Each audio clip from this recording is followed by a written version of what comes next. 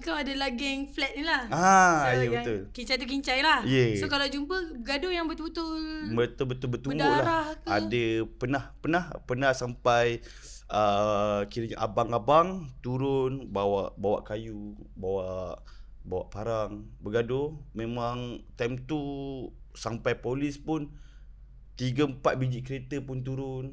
Polis Polis turun. Itulah, aku tengok tangan kau pun tunjuk sikit kat kamera.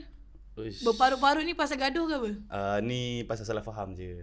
Kena Uish. parang. Kena parang Ya. Yeah. Kena parang? Kena parang. Semua kesan-kesan gangster kau lah. Bukan gangster, nakal. Oh, nakal. Lain ke? Lain. Apa beza nakal dan gangster tu sebenarnya? Bagi pendapat pendapat aku, kalau gangster ni dia dah shot dah kepala kau. Uish. Okay, kalau macam nakal ni setakat kau buat hal dekat kampung. Masuk kampung tu flat lah. Kau buat hal dekat kampung kau. Kawasan kau je lah. Ya. Okay, right lah. Tu nakal-nakal tu lah.